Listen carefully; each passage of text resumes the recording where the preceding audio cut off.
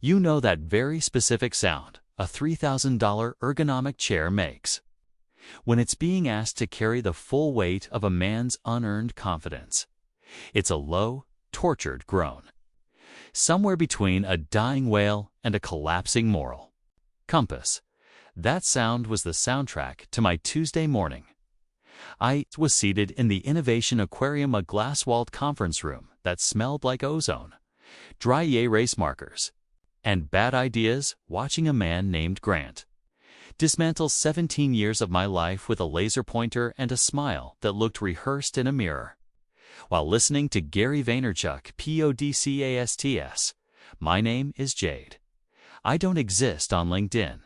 On my tax return, my job title reads Logistics Consultant, which is the bureaucratic equivalent of beige paint.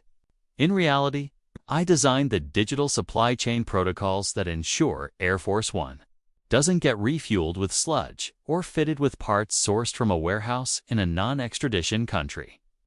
I deal in absolutes, redundancies, paranoia, and this was Grant. Grant is the new director of Agile Operations. He wears loafers without socks, uses the word synergy without irony, and believes security clearance is a vibe rather than a federal investigation. He was currently pointing at a diagram of my Tier 1 filtration system. This, he said, tapping the screen hard enough to leave a fingerprint that would haunt me for the next hour, is what I call legacy drag. Dinosaur code. We're moving at the speed of government, and I need us moving at the speed of now. I took a sip of my black coffee, lukewarm, much like my remaining faith in humanity. And by the way, if you enjoy stories about highly competent women watching confident idiots set fire to everything, go ahead and hit subscribe. It keeps the lights on in my bunker and feeds my caffeine addiction. Anyway, back to the disaster. Grant, I said, keeping my voice level. I don't shout. Shouting is for people who don't know where the bodies are buried. That dinosaur code is a triple-blind handshake protocol.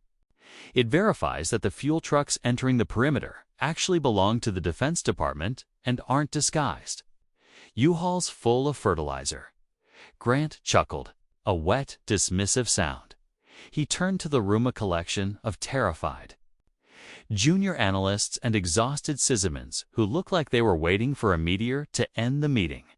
See, this is the fear-based mindset we're pivoting away from.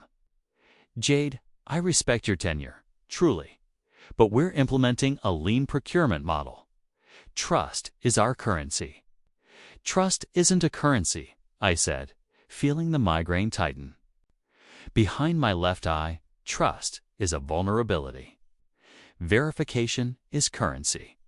Remove that layer and you're not pivoting, you're opening a back door. He sighed, the way a parent sighs at a toddler refusing organic broccoli. You're thinking in constraints. I'm thinking in possibilities. The private sector doesn't wait for 3 signatures to buy a spark plug. Why should we? Because the private sector isn't responsible for transporting the nuclear football. I said, the words sliced cleanly through the hum of the air conditioning. Silence so complete you could hear the server racks 3 floors below humming like distant bees. Grant's smile stayed in place. His eyes went dead. That's the thing about corporate fixers. They don't have souls. They have KPIs. He didn't care about nuclear assets. He cared that my protocols added 45 minutes to his shipping metric hand that made his dashboard glow red instead of green. We're going to table the nuclear talk, he said smoothly. It's dramatic, frankly, a bit toxic. He adjusted his tie. Hideous.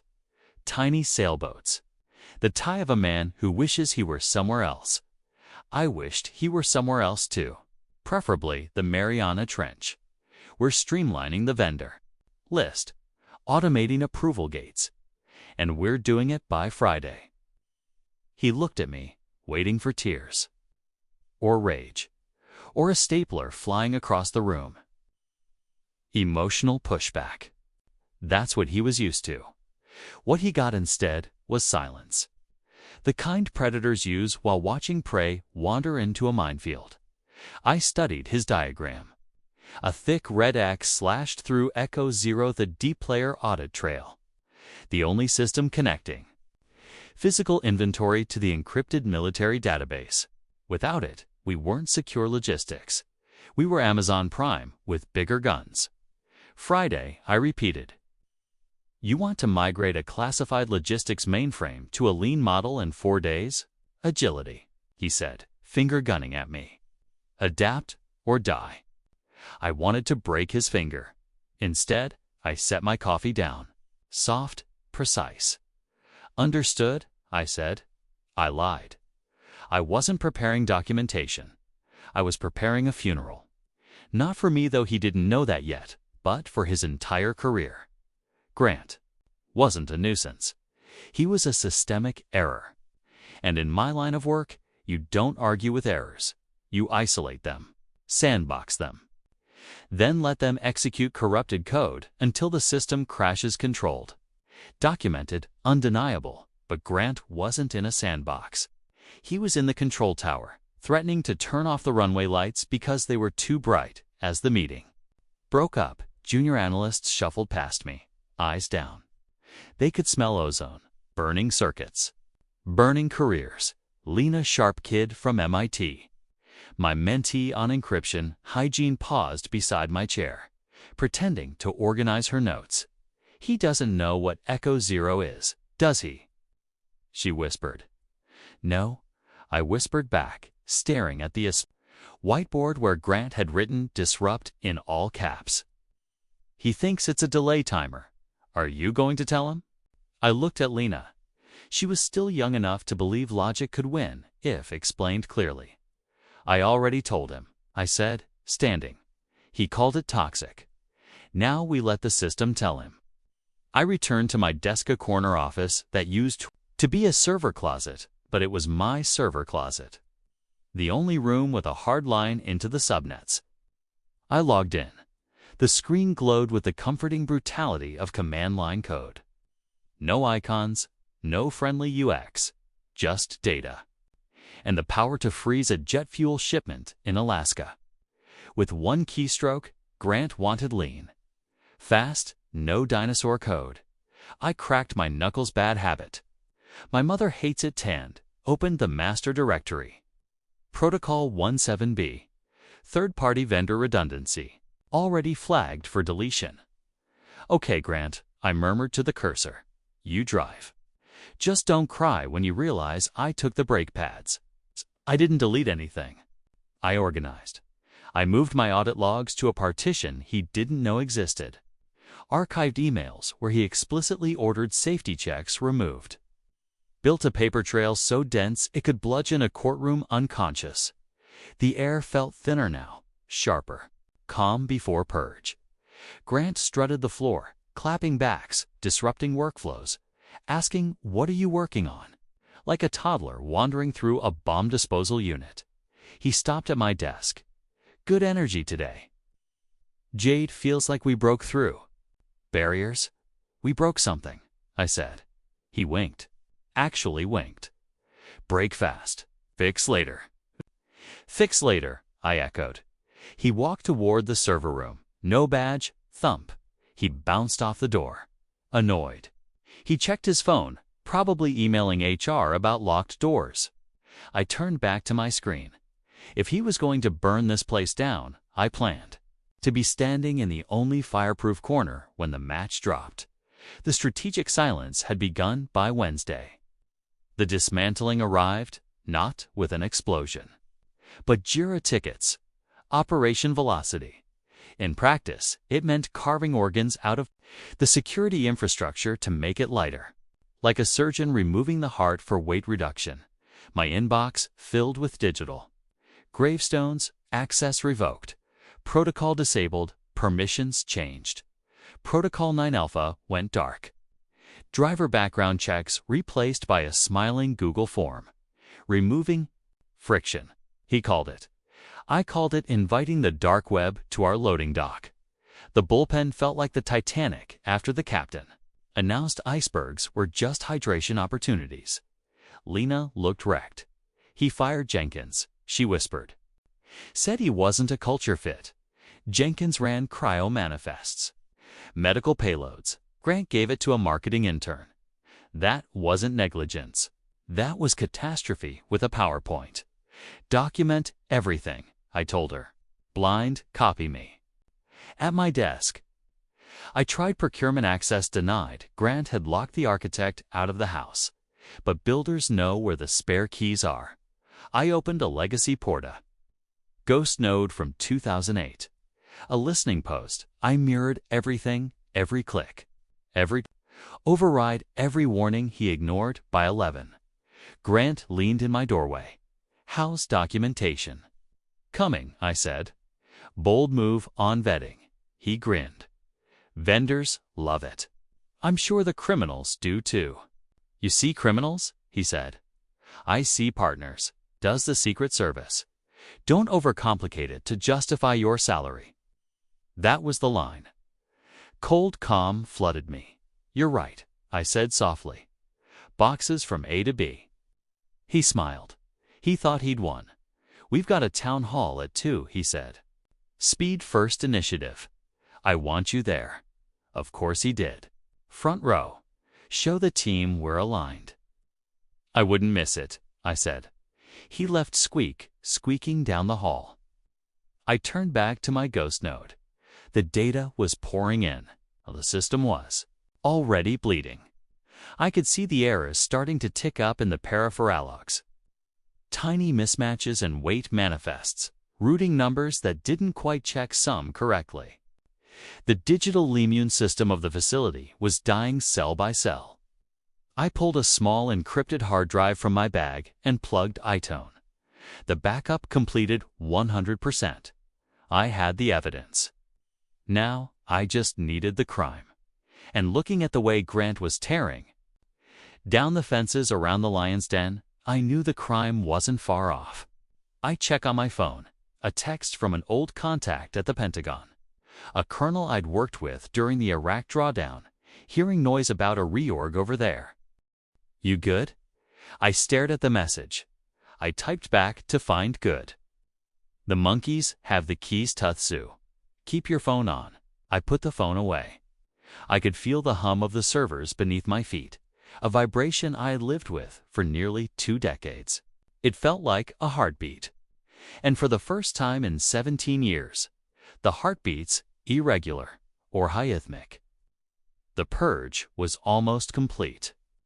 The system was wide open. Grant had removed the constraints.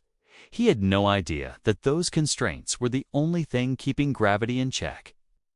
The disaster arrived on a Thursday, wrapped in a deceptively simple shipping manifest. I was in the break room, staring at the microwave as it nuked a sad Tupperware of leftover arsado when my phone buzzed in my pocket. Wasn't a text. It was a haptic alert pattern I had programmed 5 years ago. Long, short, long, short. Priority 1, anomaly. I left the risotto spinning. I walked back to my office, not running, but moving with the kinetic purpose of a paramedic approaching. A car wreck, I slid into my chair and woke the ghost node.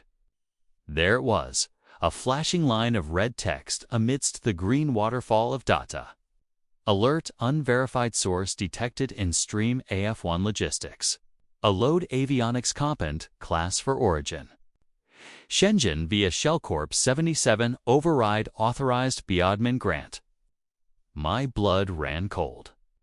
It wasn't a metaphor. I literally felt the temperature of my blood drop. Grant had authorized a shipment of Class 4 avionics critical navigation chips from a vendor. That was flagged in our system as a Shellcorp 77. In layman's terms, that means it's a front company. Likely foreign intelligence, possibly just black market trash, but definitely NUTH-vetted secure supply chain required for the aircraft that carries the President of the United States. He had be past the filter. The dinosaur code he hated so. Much was actually a Gion's designed to stop exactly this. He had manually forced the gate open. I took a screenshot, then another. I saved them to the encrypted drive. Then I stood up. This wasn't about office politics anymore. This was treason adjacent. It was negligence on a scale that lands Wien a federal supermax, not just the unemployment line. I walked straight to Grant's office. I didn't knock. Grant was on a video call, feet up on his desk, laughing at something. On the screen, when I walked in, he looked annoyed. He held up a finger, signaling to wait. I didn't wait. I walked over to his desk and tapped end call on his monitor. Hey. He dropped his feet to Theffler, face flushing red. I was on with the VP of Operations. What the hell is your problem, Jade? My problem, I said, my voice quiet and deadly terrifying. Is that you just authorized a shipment of navigation chips from a blacklist headsplia? In Shenzhen, directly into the Air Force One maintenance queue. Grant rolled his eyes so hard I thought they'd dead. Oh my God. Jade, are we doing this again? I approved a component sourcing request. Vendor offered a 40% cost reduction and guaranteed 2-day delivery. That's called efficiency. That's called a national security breach, I said, leaning over his desk, my palms flat on the fake mahogany. That vendor is flagged for a reason. Their hardware is known to contain backdoor surveillance firmware. You are literally inviting a foreign power to listen in on the president's navigation data. You're paranoid, he spat, standing up to try and match my height. He failed. You CSPs in every circuit board. I vetted them. They have a website. They have a 5-star rating on the vendor portal eBuild. A 5-star rating. I repeated, incredulous. You're basing national security on a Yelp review? I'm basing. Eaton speed, Jade, something you clearly don't understand. He was shouting now, his neck veins bulging against his collar. I am the director. I authorized override. It is done. The shipment is already en route. Recall it, I said. Can't you? The order. Flag the shipment for quarantine. Do it now, Grant. No, he said, crossing his arms. I'm not going to look like an indecisive idiot in front of the VP because you have a boogeyman fetish. The shipment proceeds. And frankly, Jade, your attitude is becoming a major blocker to our velocity. I stared at him. I really looked at him. I saw the fear behind the Oregons. He knew deep down that he didn't know what he was doing. But his ego was steering the bus and he'd third drive off a cliff than ask for directions. Grant, I said, and my voice changed. The anger evaporated, replaced by a cold, formal detachment. This was the moment I stopped being his employee and started being a witness for the prosecution. I need you to state for the record that you are consciously overriding the trace flag on stream. AF1UX, despite a direct warning from the senior security engineer regarding the origin of these components. He scoffed. Don't lie to me, Jade. Yes. I authorize. I am overriding your outdated paranoid filter. Consider this a direct order to stand down. Is that a formal instruction? Yes. Stand down. In fact, he paused, a cruel glint in his eye. Maybe you need some time to think about whether you fit in this new organization. Maybe your role is being, what's the word? Sunsetted? I stood up straight. I adjusted my blazer. Understood, I said. You're sunsetting the security protocols and Urioveriting. The safety filters for the presidential fleet. I'm modernizing logistics, he corrected. Now get out off me office. I turned and walked out. I didn't go back to my desk to cry. I didn't go to HR to complain. I went to the server room door. My badge still worked for now. I walked into the cold, humming aisle of the data center. I found the specific rack that handled the physical logging of system alerts. I wasn't there to sabotage. I was there to ensure the black box was recording. I checked the status lights. Green recording. Grant had just signed his name to a disaster. He thought he was moving fast and breaking things. He didn't realize that the thing he had just broken was the only thing standing between him and a military tribunal. I walked back to my desk. I felt light, weightless. The responsibility was gone. I had warned him. I had documented the warning. I had confirmed his refusal. The line had been crossed. Now all I had to do was step out of the blast radius. Resignation letters are usually drafted with a mix of regret and diplomacy. Manu is drafted with the precision of a sniper adjusting for windage. To Grant, Director of Agile Operations, Heart Department, from Jade Rivera. Subject: immediate resignation, transfer of authority, effective immediately. I am resigning from my position as Senior Security Protocol Engineer. Per your verbal instruction at 11:42 a.m. today, I am standing down and ceasing all oversight of the logistic streams. All liability for system override, authorized by the Director, now resides solely with the Director's office. I didn't add sincerely. I didn't add best wishes. I hit send. The sound of the email swooshing away was better than any symphony I'd ever heard. I started packing my box. It's not a lot to pack after 17 years. A framed photo of my dog, who had more clearance than Grant, a coffee mug that said, "I am the error handler," and a small cactus that had survived 3 administration changes. I left the binders, I left the manuals, I left the sticky notes with the non-critical passwords, but I kept the badge, not the physical plastic card. I'd have to hand that in. I kept the digital badge. Years ago, I had created a system auditor profile. It wasn't an admin account. It couldn't change settings or stop a shipment. It was a read-only account designed for external audits. It was invisible to the standard user director abouse. It was hard-coded into the kernel level of the operating system. As long as the servers had power, the auditor account existed. And I had the private key memorized. Lena appeared at my cubicle. Wall, her face pale.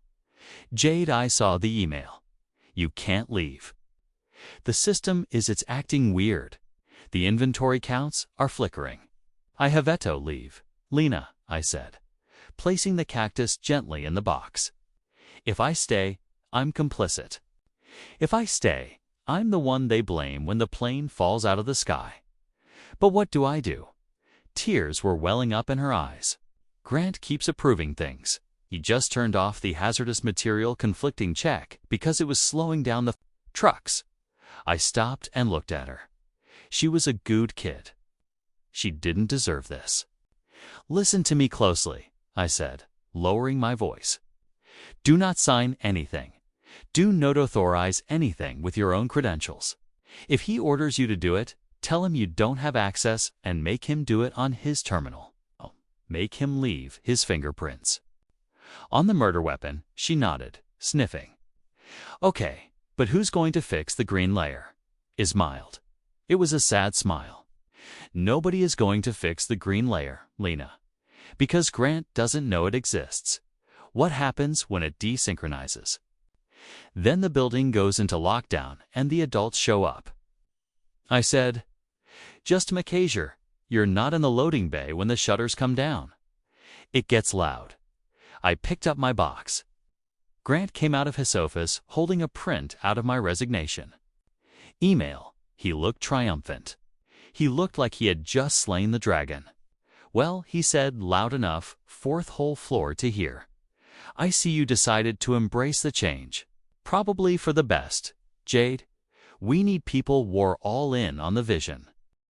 The vision is crystal clear. Grant, I said. I need your badge and your keys, he said, holding out a hand. I dropped my plastic key card into his palm. All yours. You have full control now. The safety wheels set off. Finally, he breathed, pocketing the card. Now we can really move. Just one piece of advice, Grant, I said, shifting the box to my hip. Watch the green layer filters. If they start blinking, don't just clear the cache. Green layer, he scoffed. More mad-up jargon. I'll have it purge the old scripts by Monday. We're moving to that cloud. Right. The cloud, I said. Good luck with that. I walked to the elevator. I could feel the eyes of the entire office on my back. Some were terrified, some were confused, but mostly they were silent. They knew the dumpener was leaving the reactor core. The elevator doors closed, cutting off the view of Grant standing in the middle of the floor, arms akimbo, looking like the king of a kingdom built on quicksand. I walked out to the parking lot. The Colorado sun was bright and blinding. The air smelled of pine and ozone. I walked to my car, a sensible Subaru, and put the box in the passenger seat. I sat there for a moment, gripping the steering wheel. I expected to feel panic. I expected to feel the urge torn back in and save them, but I didn't. I felt the grim satisfaction of a structural engineer who sees cracks in foundation, warns. The owner gets fired, and then watches from a safe distance as gravity does its work. It started the car system, I said, to the empty car. Initiate drive home. I wasn't driving away from a job. I was driving away from a crime scene before the bodies had even hit the floor.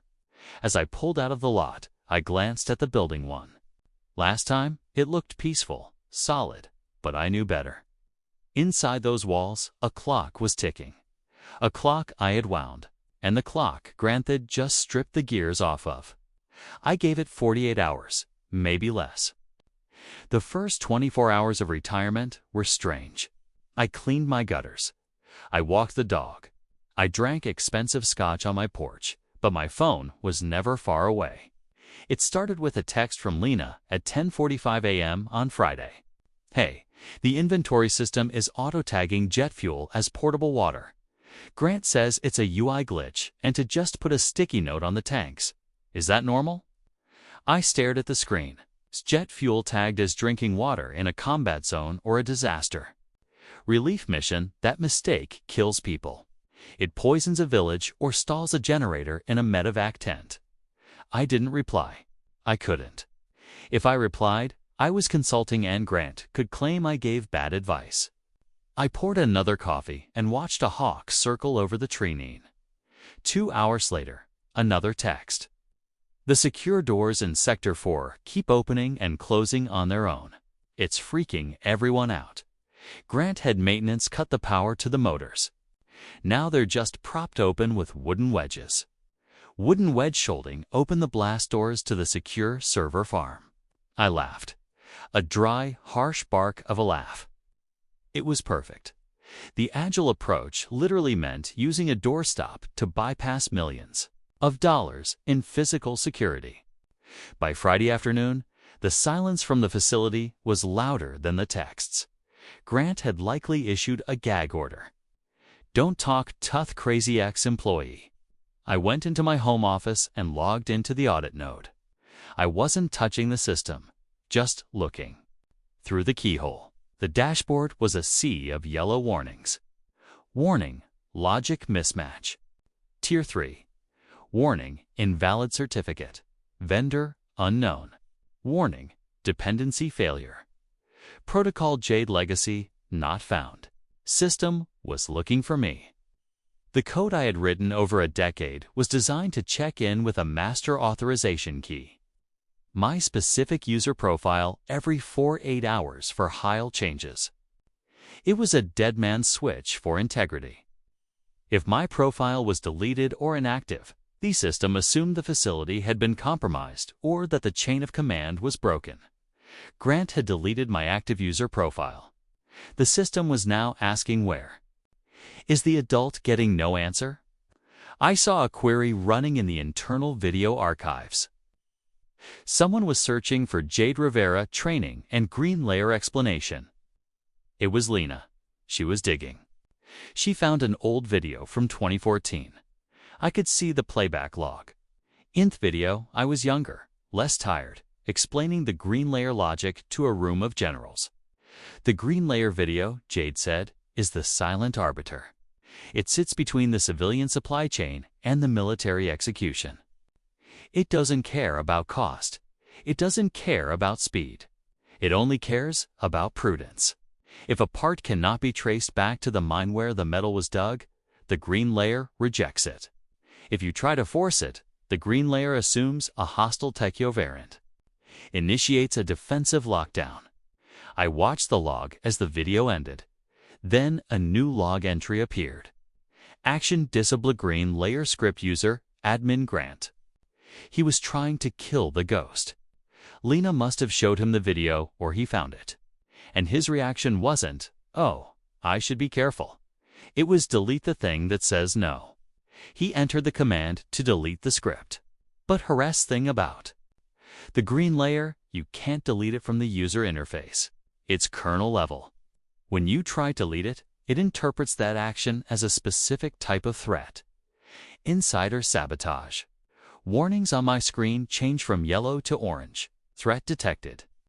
Unauthorized system deletion attempt. Status monitoring. Escalation timer started.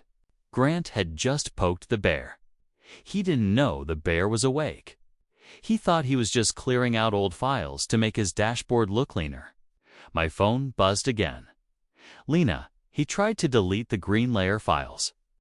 The screens flashed orange. For a second, he's laughing about it. Says he purged the ghosts. Jade, I'm scared. Air conditioning just stopped in the server room. The AC stopping wasn't a glitch. It was the first stage of the lockdown protocol. The system was sealing the environment to prevent thermal spread in case the sabotage involved fire. I finally typed a reply. Go home, Lena. Tell them you're sick. Leave the building now. I watched the ... of her typing. Then it stopped. 10 minutes later, I saw her badge swipe at the exit turnstile. Lena M., exit 1615. Good. She was safe. Now it was just Grant, his team of agile yesmen, and a logic bomb that had been ticking for 17 years, waiting for someone stupid in auto cut the red wire. I sat back in my chair. The sun was setting, casting long shadows across my desk. The orange warning light on my remote screen pulsed rhythmically. It matched my heartbeat. The internal fracture was complete. The structure was compromised. Now came the collapse. Saturday morning was quiet. Too quiet. The kind of silence that precedes a tornado. I woke up early, made coffee, and immediately checked the audit node. The orange warnings had settled into a steady, low-level burn, like embers in a wall. The system was holding its breath, waiting for the next violation to confirm its suspicions. Grant, in his infinite wisdom, decided that Saturday was the perfect day to clear the backlog of block shipments. He wanted to start Monday with a clean slate. He wanted to show the VP that his Speed First initiative had eliminated the queue. At 9:00 a.m., the log showed activity. Grant was logging in from home, of course, bypassing the secure VPN, of course, and batch approving held items. Click approve. Click approve. Click approve. He was rubber stamping logistics orders like he was liking posts on Instagram. Then at 9:14 a.m., he hit the tripwire. The shipment from Shell Corp 77. The one with the navigation chips I had explicitly warned him about had been flagged by the green layer as quarantined. It was sitting in a digital cage, isolated from the main supply chain. Grant saw the cage. He saw the quarantined label, and in his mind, that label was just another bureaucratic hurdle. Action manual, override quarantine user admin, grant justification, expedited delivery, vendor trusted. I watched the command execute on my screen. I stopped breathing for a second. He didn't just unlock the gate. He forced the system to inject the corrupted data, the manifests for Thespi chips, directly into the Tier Echo 0 database. This is the database that Air Force One's maintenance crews use to verify parts. If those chips got installed, the plane wouldn't just be compromised. It would be a flying glistening post for a foreign adversary. The system reacted instantly. The diagnostic text on my screen vanished. The scrolling green and orange lines disappeared. The screen went black. Then a single line of text appeared, blinking in stark white. Protocol violation confirmed. Tier Echo 0 breach. Source, internal. Admin, response. DIFCON Logistics Automation. Awaiting timeout. System wasn't whispering anymore. It was racking a shotgun slide. My phone buzzed. It was an automated alert from the facility's main server. One that Grant couldn't disable because he didn't know the IP address. Subject: Green layer is glitching. Help. It wasn't the system. It was Lena emailing me from her personal account. At home, she must have still been getting notifications on her phone. Jade, I'm getting alerts that the main warehouse robots have stopped moving. The inventory screens are all showing a countdown. It says 15:0. With a mess at 3 p.m., I looked at the clock. It was 9:30 a.m. The system had initiated a grace period. It was giving authorized users 6 hours to reverse the command to enter a rigorous cryptographic key that proved they were sane, sober, and authorized. Grant didn't have that key. I had that key, and I was sitting on my porch watching a hummingbird. I didn't reply to Lena. I deleted the email. It was cleaner that way. I went back to the audit node. I could see Grant's activity log. He was frantically clicking now. Command, reset system denied. Command, clear alert signed. Command, pseudo force unlock access violation. And he was realizing that the steering wheel had disconnected from the tires. He was spinning it wildly. But the car was driving itself now. I imagined him in his home office, probably spilling his kale smoothie. He would be calling IT support. But IT support couldn't help him. The green layer wasn't an IT issue. It was a military doctrine encoded in C++. The countdown ticked on 10 a.m., 12 p.m., 2 p.m., at 2:45 p.m. I poured a glass of water. I sat down in front of me screens. I pulled up the external camera feeds for the facility parking lot. I hacked into them years ago for security monitoring. I saw cars in the lot, the weekend crew, some poor logistics coordinators trying to figure out why their screens were frozen. At 2:55 p.m., the audit node displayed a new message. Grace period expired. Novelid key detected. Assuming hostile takeover, executing lockdown, the whispers were over. The scream was a Buto start. At 3 p.m. exactly, the facility ceased to be a corporate logistics center and remembered what it was built to be, a fortress. On my screen, the timestamp hit 1500. Instantaneously, the green layer executed its final logic block. Conditional lockdown breach level 3 is switched the feed to the interior cameras, the ones in the main hallway and the server room. There was no audio, but the visual was chaotic poetry. First, the lights. The standard fluorescent overheads cut out instantly. The building plunged into darkness for exactly 2 seconds. Then the emergency lighting kicked in. Not the soft white safety lights you see in office buildings. These were deep, throbbing red strobes designed to disorient intruders and signal catastrophe fail. Flash, dark, flash, dark. In the hallway, I saw employees freeze. They looked up, confused. Then the blast shutters descended. These weren't flimsy security grates. They were 2 steel plates recessed into the ceiling, desigged to isolate the facility in case of a chemical attack or a physical breach. They slammed down over the man entrance, the loading docks, and the windows.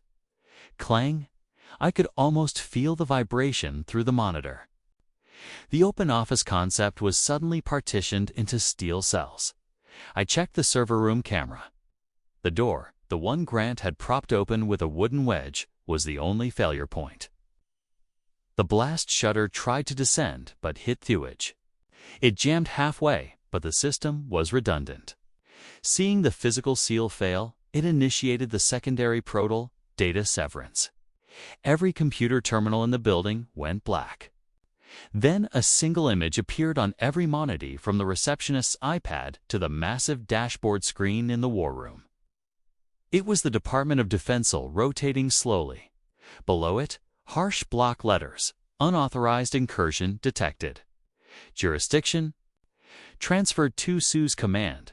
Remain in place. Grant was in the facility. He must have driven in when the system stopped responding grammately. I found him on camera for standing in the middle of the bullpen. He was screaming into his cell phone. He checked the cellular spectrum analyzer on my ghost node. Signal jamming active. His phone was a brick. Facility had engulfed a local Faraday cage protocol. No signals in, no signals out, except for one hard line, the one connecting the facility to the Pentagon. Grant looked at his phone, tapped it furiously, then threw it across the room, skittered across the floor, and hit the shoe of a terrified intern. He ran to the main exit, pushed the push bar, locked. He slammed his shoulder against it. Solid steel. He was trapped in the cage he had built with the people he had terrorized under the red strobes of the system he had mocked. I watched him panic. It wasn't the funny kind of panic. It was the primal fear of a man realizing he is no longer the predator. He was banging on the glass of the reception booth, which was also sealed, mouthing words. I could liper enough to catch them. Open the door. I am the director. The system didn't care about his title. The system only cared about the cryptographic signet he didn't have. On my audit node, the final confirmation rolled in. Perimeter secure. External notifications. SAF Space Command. Giant Chiefs. Reason Tier Echo 0 integrity compromised. The text turned from white tato a steady, calm blue, awaiting military intervention. I sat back and took a sip of my water. My hands were shaking slightly, not from fear, but from the adrenaline of the execute command. It was done. The bomb hadn't just gone off, had successfully imploded the building's operational capacity without hurting a single person physically. Career-wise, there were casualties everywhere. I checked the external camera again. In the distance, coming up the long access road, I saw the flashing lights. Not police cars, black subs, military police. The cavalry wasn't coming to Savi Grant. They were coming to arrest him. I closed the laptop lid. I didn't need to see the rest. I knew it would breach the perimeter, secure the servers, and detain the senior officer on site. That was Grant. I walked into my kitchen and started making dinner, chopping vegetables. The rhythmic chop chop chop of the Nifferplest, the clunk clunk clunk of the blast doors in my head. I had salted the earth. Now, I just had to wait for thaw soil to be tested. I didn't witness the next part live, but I heard the recording. Later, it became part of the official inquest. Digital artifact passed around the secure engineer community like a bootleg concert tape. It happened inside the war room. Grant's renamed conference room, about 45 minutes after the lockdown. The military palace had breached the side entrance, cutting through the maglocks with thermal torches. They swarmed the building, zip-tying everyone until identities could be verified. Grant was dragged into the conference room, sweating, tie undone, demanding to speak to whoever is in charge of this glitch. The main screen in the room, which had been displaying the spinning dud seal, suddenly flickered. The seal vanished. In its place was a hide video feed. General Marcus Thorne, 4 stars, Vice Chief of Staff of the Air Force. I knew Thorne. We had shared Mr. E's in a bunker in 2009 while debugging a satellite uplink. He was a man who smiled once a decade, usually. When a hostile regiment collapsed, hey, he wasn't smiling now. Grant, still trying to muster some authority, despite being flanked by 2 MPs with carbines, straightened his jacket. General Grant stammered, "Thank God there's been a massive malfunction. Miss Systems are be quiet," Thorne said. His voice wasn't loud. It didn't have to be. It had the weight of an aircraft carrier. The audio quality in the room was crystal clear. Grant's mouth snapped shut. Mr. Grant Thorne continued, reading from a file on his desk. At 0914 hours, your credentials were used to override a Level 5 quarantine on a Supli stream designated for presidential support logistics. Is this accurate? I expedited a shipment, Grant said, his voice rising in pitch. It was a lean optimization. The vendor was vetted via our portal. I have the metrics to prove the vendor. Thorne interrupted a known front for the Ministry of State Security. Yao attempted to install tracking hardware on Air Force One. Do you understand? The definition of treason, Mr. Grant. Grant went pale. Treason. No, I'm a civilian contractor. I was just streamlining.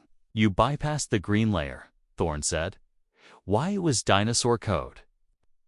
Grant yelled, desperate now. It was blocking efficiency. I had to remove the legacy drag. Thorne stared at him for a long, uncomfortable silence. That dinosaur code was written by the lead architect of our secure logistics integration, Jade Rivera. Grant blinked. Jade, she's just a paranoid obstructionist. I foreread her. You removed the only qualified engineer with the clearance to manage the Echo Zero tier, Thorne said. And in doing so, you triggered a dormant defense protocol designed to prevent exactly this kind of desecode. Incompetence. Thorne leaned into the camera. Authorize you to override the protocols of a national security asset. The mandate was agility, Grant whispered. The mandate, Thorne said, was security. You have failed. Thorne looked away from his camera, addressing someone off-screen. Take him into custody. Secure the facility. Initiate a full forensic audit. Wait, Grant screamed as the MPs grabbed his arms. I can fix it. I just need to reboot the server. You will not touch a keyboard again as long as you live, Thorne said. Then the general looked back at the camera. He seemed to be looking through the lens, through Thefabare optics, straight into the ether where he knew I was listening. Get me Rivera, he said. The screen went black. Back at my house, my phone rang. It wasn't the haptic alert. It was a standard ringtone. Caller ID, unknown. It's up. This is Jade. Jade, a colonel's voice said. General Thorne sends his regards. We have a situation at the facility. I heard. I said stirring my pasta sauce sounds like a glitch. It's not a glitch, and you know it. The system is locked. Down hard, we can't get into the mainframe. The encryption keys rotated when the lock-on hit. Sounds like the green layer doing its job, I said. Jade, the colonel sighed. Grant is in cuffs. The contract with his firm is terminated effective immediately. We need the facility back online. The president has a schedule. That sounds like a complex problem. Colonel, do you want Jade? I paused. I looked at my kitchen, at the peace and quiet I had fought for. I want a new contract, I said. Direct with a dud. No civilian middlemen, no directors off agility. I report to the Pentagon and I run the protocols my way. And I want it in writing, signed by Thorne before even put my shoes on. There was a pause on the other end. Done, the colonel said. A car is on its way to you. Tell them to wait, I said. I'm eating dinner. I hung up, I sat down at my table and ate my pasta. It was perfectly cooked, al dente, just the way I like it. I returned to the facility on Tuesday. I took Monday off because, frankly, I didn't drive my Subaru. I arrived in the back of a government sedan, escorted by two very politificers who opened the door for me. The parking lot was different. The Agile Operations banner that Grant had hung over the entrance was gone, replaced by the standard U.S. Air Force logistics flag. The vibe wasn't startup energy anymore. It was solemn duty. I walked into the lobby. The receptionist, a terrified young woman named Sarah, looked up. When she saw me, her shoulders visibly dropped 3 in relief. "Welcome back, Miss Rivera," Shu whispered. I nodded. "Good morning, Sarah." I walked through the bullpen. The open plan office was quiet. No music, no Nerf guns, just the sound of typing and serious conversations. The collaboration pods were being dismantled by maintenance crews. Grant's office, the glass fishbowl, was empty. His ergonomic chair was gone. His whiteboard, which had said disrupt, was wiped clean. It was just a glass box now. I didn't go in there. I didn't want his office. I walked to my server closet. My cactus was still in the box on my desk where I had left it, but someone, Lena, probably had watered it. Lena was waiting for me. She looked like she had aged 5 years and 3 days. "Jade," she said, standing up. Is it over?" "The disruption is over," I said, putting my bag down. "How's the team shaken?" She said HR is doing interviews. The FBI seized Grant's laptop. They found a lot of overrides. I imagine they did. The colonel walked in. He was a tall man with a haircut. You could set a watch to Miss Rivera. He said, "General is waiting for a clear signal." "I need access to the console," I said. He nodded and handed me a new badge. It didn't say consultant. It said Director of Protocol Ops Clearance, Yankee White. I took the badge. It felt heavy. I walked to the main terminal in the center of the room. The screen still showed the blue awaiting military intervention status. It dipped in my credentials. User JADAR password. The system hesitated for a millisecond, checking the biometrics off me typing cadence. It recognized the dinosaur. "Welcome back, Architect. Restore from backup." You typed while the red lights in the ceiling stopped flashing. The blast shutters groaned and began to lift, letting the Colorado sunlight flood back into the room. The air conditioning hummed to life, changing from the emergency cycle to the standard cooling flow. The screens around the room flickered and returned to their familiar green dashboards. Green Layer was back online, silent and invisible, wrapping its protective arms around the supply chain. "We are green across the board," I said to the colonel. "Good work, Director," he said. "Try to keep the drama to a minimum this time. As long as the chain of command stays vertical, there won't be any drama," I replied. He walked away. I sat in my chair, my old comfortable, non-ergonomic chair. I looked at the code scrolling on my screen. It was complex, dense, and redundant. It was slow. It was safe. Grant was gone, likely facing a federal judge who didn't care about his velocity. His career was a crater. His reputation was ash. I had one. But as Eve looked around the room at the scared faces of the analysts at the empty glass office, I didn't feel happy. I felt necessary. I was the wall, and walls don't have feelings. They just hold the roof up. I pulled up a new terminal window. Update. Protocol. No civilian override. Set permission. Jade only. I hit enter. System, I whispered. Lock the gate. Click. We were safe again. And this time, I had the only key. Real power doesn't announce itself. It simply exists, waiting for incompetence to expose itself. Jade knew her robust protocols would speak volumes when Grant's arrogance triggered the inevitable shutdown. True. Authority isn't about titles, but the quiet, undeniable strength of expertise that demands respect. Appreciate you all for sticking through this one. See you in the next story.